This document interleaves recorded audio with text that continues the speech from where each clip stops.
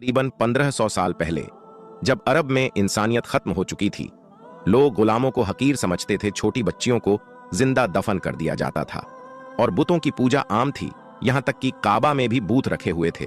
उस वक्त यहूदियों को पता था कि बहुत जल्द एक नबी आने वाला है जो कि इस पूरी दुनिया में इंसाफ कायम करेगा, क्योंकि बाइबल में यह लिखा था कि अहमद नाम का एक नबी इस दुनिया में आएगा, जो कि आज भी बाइबल में लिखा है। यहूदी उस वक्त नबी पाक सल्लल्लाहु ताला अलैहि वसल्लम का इस तरह से इंतजार करते थे जिस तरह आज हम इमाम मेहदी का इंतजार करते हैं।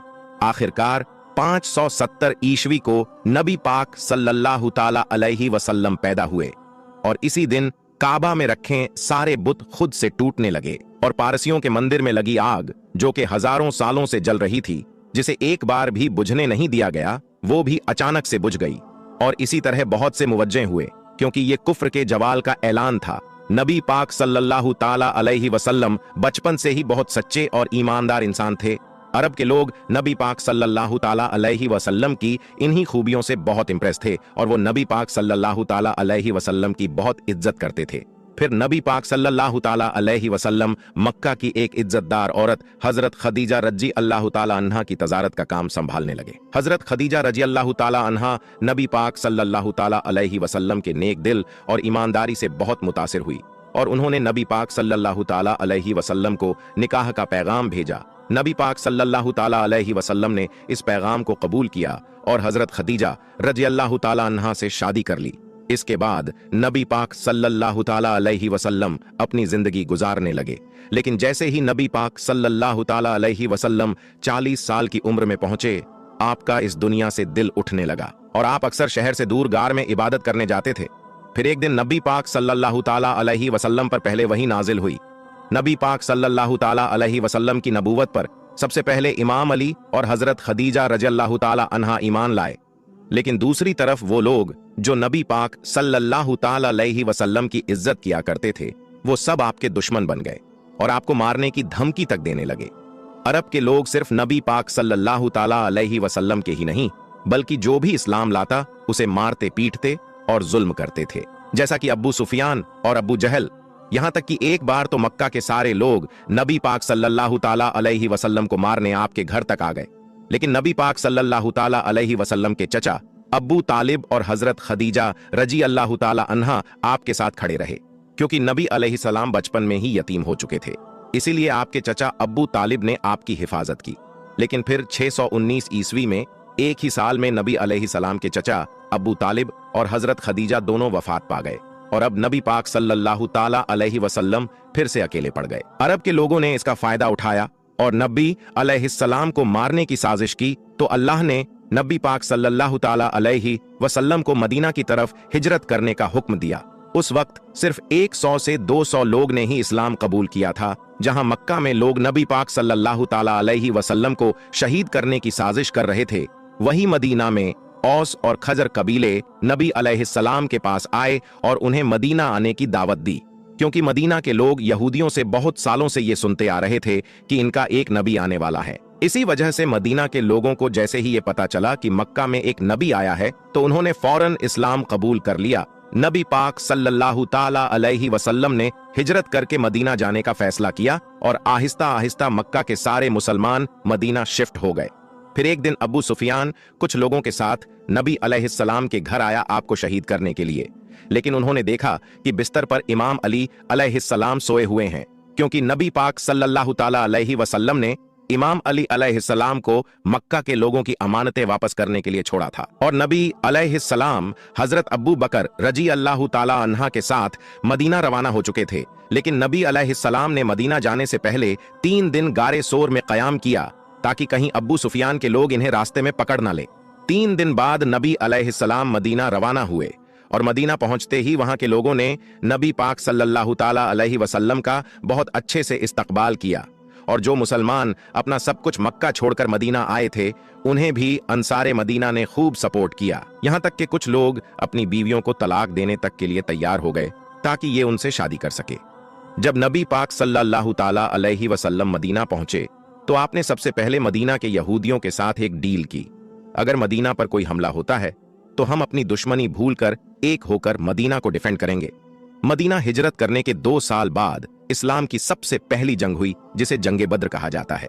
जब मुसलमान अपना सब कुछ मक्का छोड़कर मदीना आए तो मक्का के लोगों ने मुसलमानों का सब कुछ अपने कब्जे में कर लिया। तो अल्लाह ने इन्हें इजाजत दे दी कि अब वो मक्का के लोगों के काफिले लूट सकते हैं। तो मुसलमान बगैर कोई खास हथियार लिए बस कुछ तलवारों के साथ अब्बू सुफियान के काफिले को लूटने निकल पड़े, क्योंकि मक्का के काफिले मदीना से होकर गुजरते थे। लेकिन रास्ते में ही अल्लाह ने नबी पाक सल्लल्लाहु ताला अलैहि वसल्लम को 2 ऑप्शन दिए कि या तो वो अब्बू सुफियान का काफिला लूट ले या फिर जंग होगी। उस वक्त मुसलमानों को सबसे बेहतर ऑप्शन यही लग रहा था कि अब्बू सुफियान का काफिला लूटा जाए, क्योंकि इससे मुसलमानों के पास माल आता, और दूसरी तरफ जंग का ऑप्शन मुसलमानों के लिए मौत को गले लगाने जैसा था, क्योंकि इनके पास सिर्फ 8 तलवारें और 2 घोड़े थे। लेकिन फिर भी मुसलमानों ने कहा कि या रसूल अल्लाह, आप जैसा कहेंगे वैसा ही होगा, क्योंकि अल्लाह मक्का के काफिरों को इन 313 मुसलमानों के हाथों कत्ल करके मौजिजा जाहिर करना चाहता था। तो नबी पाक सल्लल्लाहु ताला अलैहि वसल्लम ने जंग का ऑप्शन चुना। अब्बू सुफियान को इस बात का पता चल चुका था कि मुसलमान इनका काफिला लूटने के लिए तैयार बैठे हैं, तो इसने एक शख्स को मक्का भेजा मदद के लिए। जैसे ही उस शख्स ने मक्का जाकर सब कुछ बताया तो मक्का से अब्बू झल 1000 लोगों का लश्कर लेकर निकल पड़ा, और अब्बू सुफियान भी समंदर के रास्ते से मक्का सेफली पहुंच गया। मुसलमानों ने मदीना के साउथ वेस्ट में बद्र नाम की एक जगह पर अपना पड़ाव डाला, इसी वजह से इसे जंगे बदर कहते हैं। अगले दिन अब्बू जहल 1000 लोगों के साथ इस जगह पहुंचा।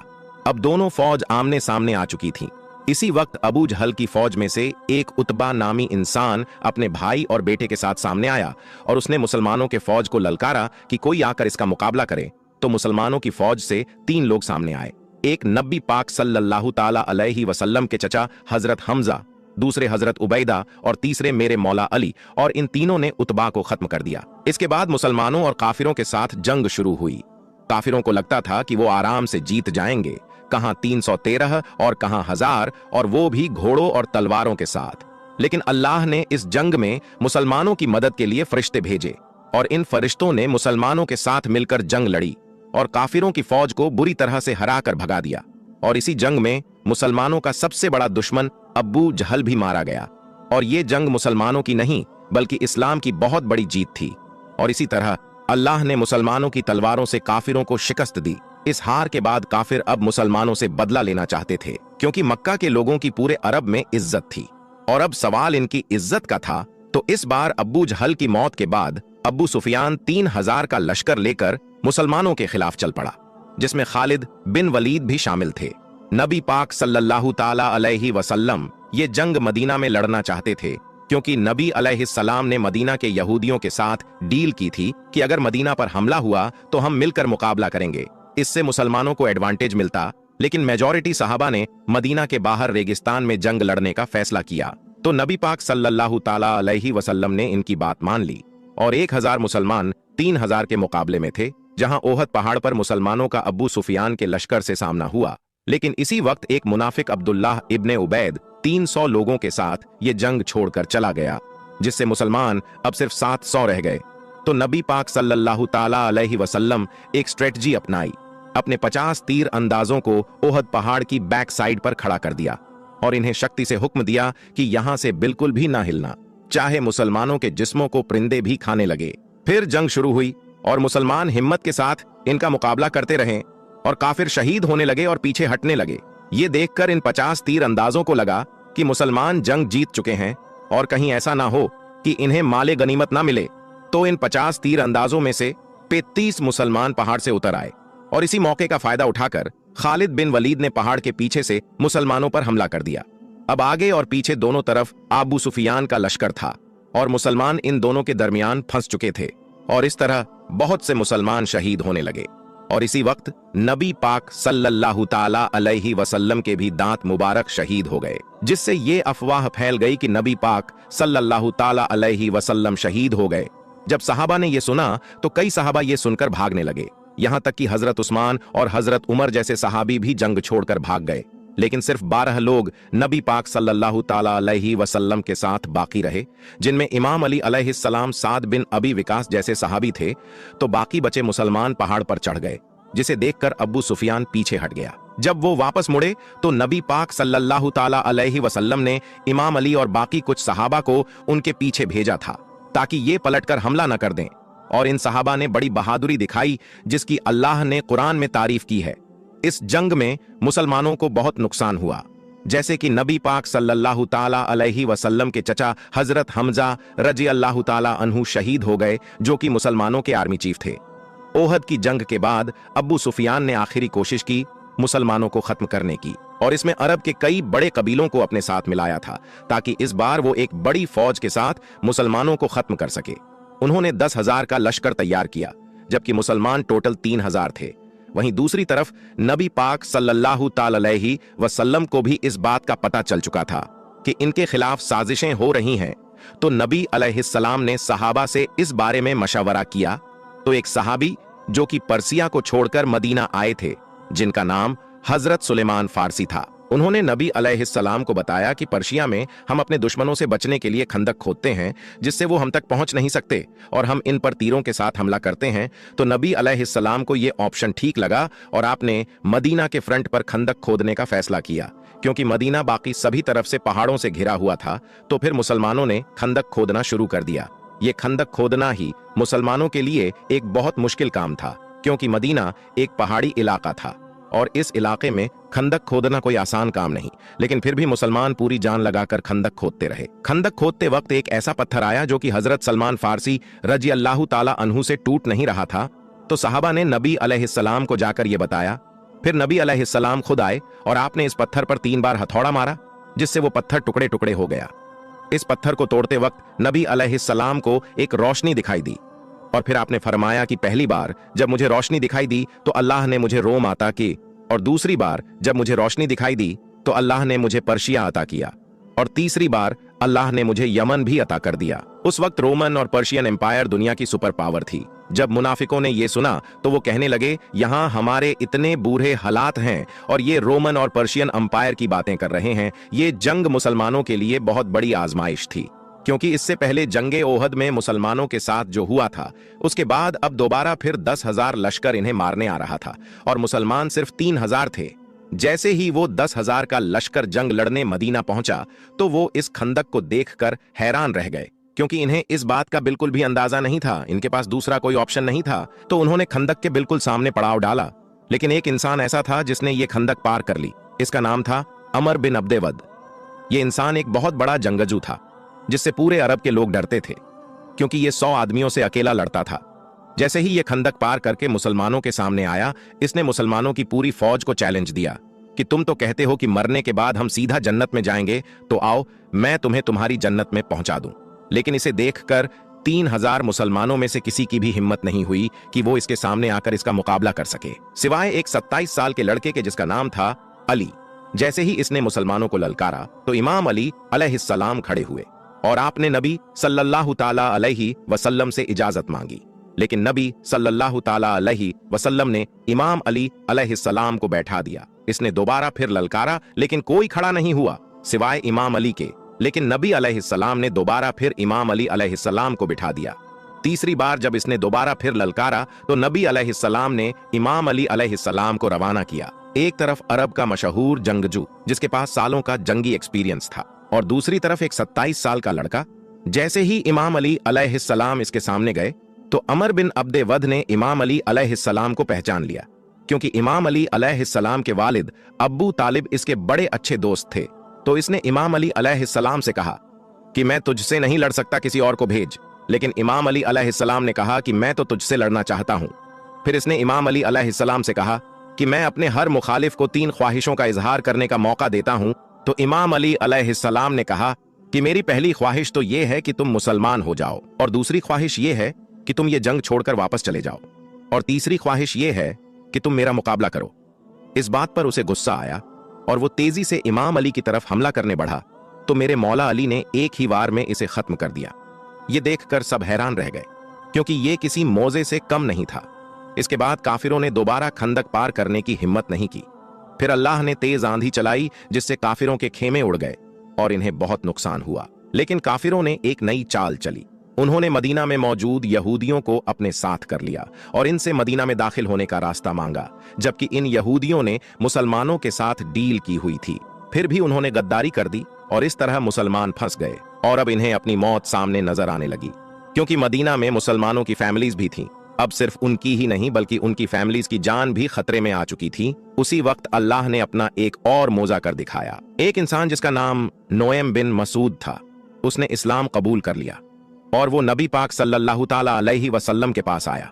उसने नबी पाक सल्लल्लाहु ताला अलैहि वसल्लम से कहा कि मैंने इस्लाम कबूल कर लिया है, लेकिन ये बात किसी को भी नहीं पता। उसने अपना एक प्लान नबी सल्लल्लाहु ताला अलैहि वसल्लम के सामने रखा और आपने उसे इसकी इजाजत दे दी। फिर वो सीधा यहूदियों के पास गया और उनका ब्रेन वॉश किया। उसने यहूदियों से कहा कि अगर ये जंग ना हुई तो मक्का के लोग तुम्हें छोड़कर भाग जाएंगे, फिर तुम्हारी मौत पक्की है। अगर तुम्हें मुझ पर यकीन नहीं तो इनसे ट्रस्ट के तौर पर इनके 8 सरदार मांगो। इसके बाद वो सीधा काफिरों के पास गया और उनसे कहा कि मदीना के यहूदी मोहम्मद के साथ मिले हुए हैं और वो मोहम्मद को अपना ट्रस्ट शो करने के लिए तुमसे तुम्हारे 8 सरदार मांगेंगे। तो जैसे ही यहूदियों ने उनके 8 सरदार मांगे तो उन्होंने साफ इनकार कर दिया। इससे उनकी डील टूट गई। अब काफिर फिर से अकेले पड़ गए थे और आंधी की वजह से उन्हें काफी माली नुकसान हुआ और उनका खाना भी खत्म हो गया। फिर वो वापस चले गए।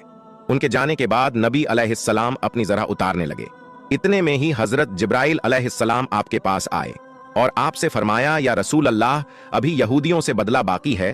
तो नबी अलैहिस्सलाम ने इमाम अली अलैहिस्सलाम क़यादत में एक फौज रवाना किया और फरमाया कि असर की नमाज हम वहीं पढ़ेंगे।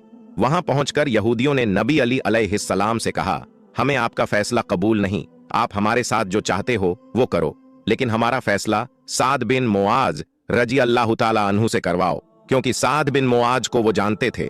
तो साद बिन मुआज ने यहूदियों की किताब तौरात से फैसला किया, क्योंकि तौरात में गद्दारी की सजा मौत है। इस वजह से फिर हजारों यहूदियों को कत्ल कर दिया गया, सिवाय उनके बच्चों और औरतों के। आज नॉन मुस्लिम इस एक्सीडेंट को मुसलमानों के खिलाफ यूज करते हैं और नबी अलैहिस्सलाम के कैरेक्टर पर उंगली उठाते हैं, जबकि यही कानून आज पूरी दुनिया में फॉलो किया जाता है। खंदक की जंग में जब अब्बू सुफियान अपना लश्कर लेकर चला गया था तो नबी अलैहिस्सलाम ने फरमाया था कि अब मुशरिकीन अरब आज के बाद तुम पर हमला नहीं करेंगे, अब तुम उन पर हमला करोगे। एक रात अल्लाह ने नबी अलैहिस्सलाम को ख्वाब के जरिए उमरा करने का हुक्म दिया, तो नबी अलैहिस्सलाम तकरीबन 1500 सहाबा के साथ मक्का उमरा करने के लिए चले गए। जब अरब के मुशरिकीन को इसका पता चला तो उन्हें लगा कि ये हम पर हमला करने आ रहे हैं, तो उन्होंने खालिद बिन वलीद को जासूसी करने भेजा। खालिद बिन वलीद ने वापस आकर इन्हें बताया कि वो तो सिर्फ उमरा करने आए हैं। तो अब्बू सुफियान ने कहा कि हम मक्का के सरदार हैं, हमारी इजाजत के बगैर वो उमरा कैसे कर सकते हैं। इसलिए उन्होंने मुसलमानों को उमरा करने से रोक दिया और एक शख्स जिसका नाम उर्वा बिन मसूद था, इसे नबी अलैहिस्सलाम के पास धमकाने के लिए भेजा। उर्वा ने आकर नबी अलैहिस्सलाम से कहा कि आपका ये साथी आपको छोड़कर चले जाएंगे और अगर आपको अपनी जान प्यारी है तो वापस चले जाइए। इस बात पर सहाबा को बहुत गुस्सा आया। वो इसे दिखाना चाहते थे कि हम नबी अलैहिस्सलाम से कितनी मोहब्बत करते हैं। थोड़ी देर बाद जब नमाज का वक्त हुआ, नबी अलैहिस्सलाम वजू करने लगे और आपके 1500 सहाबी आपके वजू का पानी भी जाया नहीं होने दे रहे थे। जब उरवा ने यह देखा तो उसने वापस जाकर अब्बू सुफियान को यह सब बताया।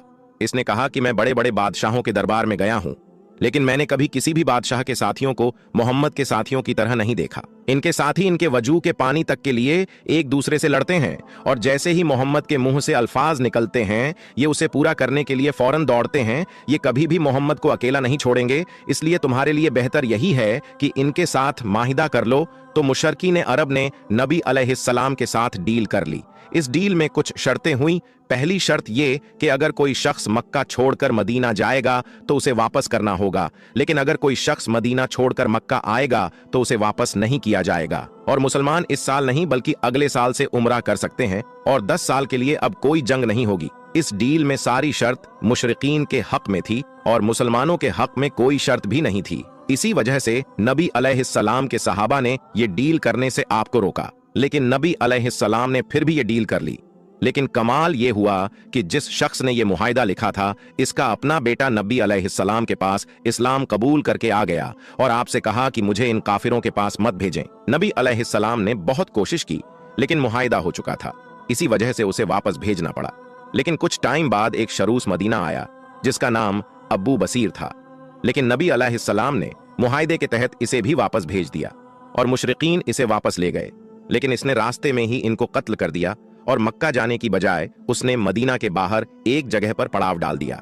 इसके बाद जो भी लोग मक्का से इस्लाम कबूल करके आते वो वापस मक्का जाने की बजाय इसी जगह रहने लगे और कुछ ही वक्त में यहाँ अच्छी खासी आबादी हो गई। और ये वही जगह थी जहां से मक्का के काफिले गुजरते थे और मक्का की पूरी इकोनॉमी इन काफिलों पर डिपेंडेंट थी। फिर इन लोगों ने मक्का के काफिरों से बदला लेने के लिए उनके काफिले लूटने शुरू कर दिए, जिससे मक्का के काफिरों को बहुत नुकसान होने लगा और उन्होंने तंग आकर इस डील को खत्म कर दिया और नबी अलैहिस्सलाम से कहा कि अब जो भी इस्लाम कबूल करके आपके पास आए तो आप उसे अपने पास ही रखें ताकि उनके काफिले बच सके। इस तरह ये मुआहिदा जो काफिरों ने अपना फायदा सोचकर किया था वो उल्टा इन्हीं के खिलाफ हो गया। सुलह हुदैबिया के बाद अब मुसलमानों का अगला टारगेट खैबर था। ये यहूदियों का बहुत बड़ा और अमीर किला था। खैबर की यहूदियों ने कुरैश और मुसलमानों के दूसरे दुश्मनों को कई बार सपोर्ट किया था और इनके कुरैश के साथ भी बड़े अच्छे रिलेशंस थे, इसलिए इनको हराना बहुत जरूरी था। तो नबी अलैहिस्सलाम 1600 मुसलमानों के साथ खैबर पहुंच गए, लेकिन यहूदियों को कुछ मुनाफिकों ने यह खबर पहले ही दे दी थी। वैसे भी यहूदियों को लगता था कि वो ये जंग आसानी से जीत जाएंगे क्योंकि इनकी तैयारी पूरी थी और इनके पास एक जंगजू था जिसका नाम मरहब था। मरहब पूरे अरब में मशहूर था और इसके लेवल का कोई भी जंगजू पूरे अरब में नहीं था। नबी अलैहिस्सलाम ने कई सहाबा को यह किला फतह करने भेजा, लेकिन किसी से यह किला फतह नहीं हुआ। फिर नबी अलैहिस्सलाम ने फरमाया कि कल मैं ये झंडा उस इंसान के हाथ में दूंगा जो अल्लाह और उसके रसूल से मोहब्बत करता है और अल्लाह और उसका रसूल भी उससे मोहब्बत करते हैं। सारे सहाबी इस उम्मीद में थे कि यह झंडा उन्हें मिले। यहां तक कि हजरत उमर को तो उस रात नींद भी नहीं आई। लेकिन अगले ही दिन नबी अलैहिस्सलाम ने फरमाया, अली को बुलाओ। इमाम अली अलैहिस्सलाम की आंखें दर्द में थीं।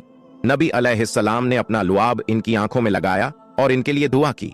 इमाम अली अलैहिस्सलाम ने फरमाया कि मैं आखिरी दम तक लड़ूंगा। तो नबी अलैहिस्सलाम ने फरमाया, अली पहले इन्हें इस्लाम की दावत देना।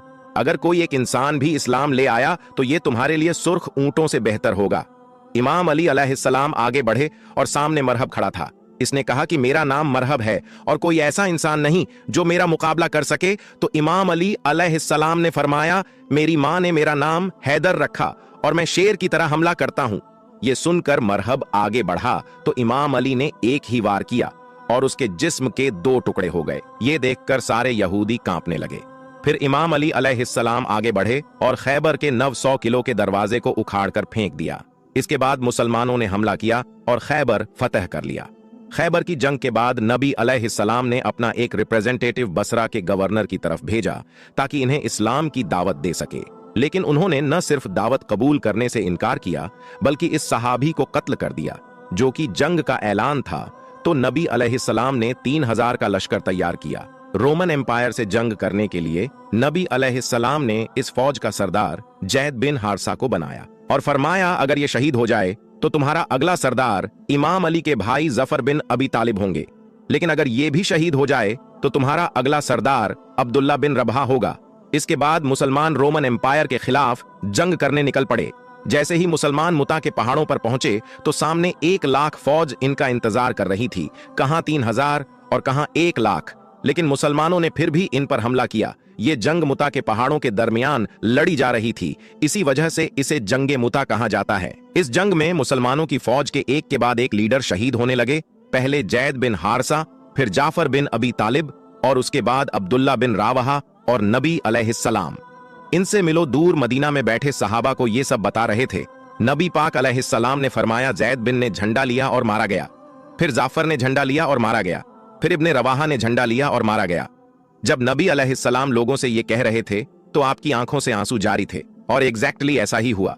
मुसलमानों ने इन तीनों लीडर्स की शहादत के बाद अपना अगला लीडर खालिद बिन वलीद को चुना। खालिद बिन वलीद ने एक स्ट्रेटजी यूज की। उन्होंने मुसलमान फौज को रिओनर्गेनाइज करके आहिस्ता से पीछे हटने को कहा, जिससे रोमन एम्पायर को लगा कि यह मुसलमानों का कोई ट्रैप है और वो जंग छोड़कर वापस चले गए और इस तरह से मुसलमान सेफली मदीना पहुंच गए। जंगे मुता के बाद कुरैश के एक साथी कबीले बनु बकर ने मुसलमानों के साथ कबीले बनु खुजा को कत्ल कर दिया, जिससे मुसलमानों और मक्का वालों के दरमियान होने वाली डील सुलह हुदैबिया टूट गई। इस मुआहिदे में यह लिखा था कि मक्का वाले और मुसलमान 10 साल के लिए कोई जंग नहीं करेंगे। लेकिन इस कत्ल के बाद अब यह मुसलमानों के खिलाफ ऐलान जंग था। तो नबी अलैहिस्सलाम ने मक्का से जंग करने के लिए 10,000 का लश्कर सीक्रेटली तैयार करना शुरू कर दिया। लेकिन एक इंसान ने मक्का वालों को इसकी खबर देने के लिए एक औरत के हाथ खत भेजा, जिसकी अल्लाह ने नबी अलैहिस्सलाम को खबर दे दी और नबी अलैहिस्सलाम ने इमाम अली अलैहिस्सलाम को भेजा। इमाम अली अलैहिस्सलाम ने इस औरत को पकड़ लिया, लेकिन नबी अलैहिस्सलाम ने इस औरत को माफ कर दिया। अबू सुफियान को इस बात का पता चल चुका था कि मुसलमान अब मक्का पर हमला करेंगे और अब मुसलमानों के पास बहुत ताकत है, जिससे अब इनकी मौत पक्की है। तो उन्होंने नबी अलैहिस्सलाम की बहुत मिन्नतें की सुलह हुदैबिया कायम रखें, लेकिन आपने इनकी बात नहीं मानी। इसके बाद नबी अलैहिस्सलाम 10,000 का लश्कर लेकर मक्का पहुंचे, जिसे देखकर मक्का वालों ने सरेंडर कर दिया और इस तरह सिवाय कुछ लोगों को कत्ल किया। नबी अलैहिस्सलाम ने मक्का फतह कर लिया, जिसे देखकर अब अब्बू सुफियान ने भी सरेंडर कर दिया और इस्लाम कबूल कर लिया। नबी अलैहिस्सलाम ने भी मक्का के लोगों को माफ कर दिया। फतह मक्का के बाद अभी भी अरब के कुछ कबीले ऐसे थे जिन्हें मुसलमानों की इस बढ़ती हुई ताकत से डर लगने लगा, जो कि ताइफ के हवाजन और सखी कबीले थे। तो उन्होंने मुसलमानों के खिलाफ हमला करने का फैसला किया। तो नबी अलैहिस्सलाम 12,000 का लश्कर लेकर इनके खिलाफ जंग करने ताइफ निकल पड़े। ताइफ में हुनैन नामी पहाड़ों के दरमियान मुसलमानों का सामना यहूदियों से हुआ। इसी वजह से इसे जंगे हुनैन कहा जाता है। इस जंग में कुछ मुसलमानों के मुंह से कुछ जुमले निकले। इन मुसलमानों ने कहा कि बद्र में हम सिर्फ 313 थे और आज हम 12,000 हैं, जिसके मुकाबले में काफिर तो हमसे बहुत कम हैं। ये जंग तो हम आराम से जीत जाएंगे। जैसे ही इनके पास ताकत आई तो ये अल्लाह को ही भूल गए। अल्लाह को इनका गुरूर पसंद नहीं आया। इसके बाद जब जंग शुरू हुई तो काफिरों ने ऐसा हमला किया कि मुसलमान झेल नहीं पाए, तो सारे मुसलमान वापस भागने लगे। सिर्फ 80 लोग नबी अलैहिस्सलाम के साथ बाकी रहे और नबी अलैहिस्सलाम अकेले काफिरों की तरफ बढ़े और कहा, बेशक मैं नबी हूं, इसमें कोई शक नहीं, और अब्बू तालिब का बेटा हूं। और फिर आपने अपने हाथ से मिट्टी उठाई और काफिरों की तरफ फेंकी और इस तरह सारे काफिर अंधे हो गए, जिससे मुसलमान ये जंग जीत गए। इस जंग से मुसलमानों को बहुत माले गनीमत मिला।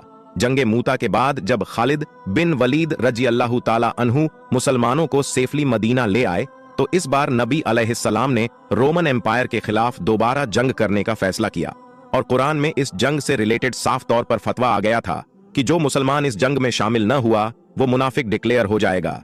ये मुसलमानों पर अब तक के सबसे बड़ी आजमाइश थी, क्योंकि इस वक्त मदीना में खजूर की फसल तैयार हो चुकी थी और इसी वक्त मुसलमानों को जंग पर जाना था, जिससे इनकी फसल जाया हो जाती। और जंग भी उस वक्त की सबसे पावरफुल फौजें रोमन एम्पायर से थी, जहां 1 लाख फौज इनके इंतजार में बैठी थी, जबकि मुसलमान सिर्फ 30,000 थे। और ये जो तबू तक का सफर था, ये भी बहुत ही डिफिकल्ट सफर था। ये बहुत ही लंबा रास्ता था, जबकि कुछ मुसलमानों के पांव में जूते भी नहीं थे। अब ये वो वक्त था जब नबी अलैहिस्सलाम के सच्चे सहाबा और मुनाफिकों का पता चलना था। इस जंग में न जाने के लिए कई लोगों ने बहाने किए और वो मदीना में ही रुक गए। तो नबी अलैहिस्सलाम ने मदीना के हिफाजत के लिए इमाम अली से कहा कि इस जंग में तुम नहीं जाओगे। तो इमाम अली अलैहिस्सलाम ये सुनकर रोने लगे। तो नबी अलैहिस्सलाम ने कहा कि तुम्हारा मेरे साथ वही निस्बत है जो मूसा की हारून से है, लेकिन मेरे बाद कोई नबी नहीं। तो इमाम अली अलैहिस्सलाम मदीना में ही रुक गए। जैसे ही नबी अलैहिस्सलाम 30,000 का लश्कर लेकर तब्बू जंग लड़ने पहुंचे, तो रोमन एम्पायर मुसलमानों की इतनी बड़ी फौज देखकर भाग गई। ये अल्लाह की तरफ से एक मोजेजा था और मुसलमानों के लिए आजमाइश थी। नबी अलैहिस्सलाम 40 दिन तक तब्बू पर ठहरे रहे। वहां रोमन एम्पायर के आसपास के कई कबीलों ने आकर नबी अलैहिस्सलाम के साथ डील कर ली। फिर जैसे ही नबी अलैहिस्सलाम तब्बू से वापस लौट रहे थे, तो 14 ऐसे मुनाफिक थे जो सिर्फ इसलिए आए थे ताकि वो नबी अलैहिस्सलाम को शहीद कर सके। इन लोगों ने एक तंग घाटी में नबी अलैहिस्सलाम पर हमला कर दिया, लेकिन अमार इब्न यासिर और हुजैफा बिन यमान ने आप सल्लल्लाहु ताला अलैहि वसल्लम की हिफाजत की। इन 14 मुनाफिकों ने अपने मुंह पर कपड़ा लपेट रखा था।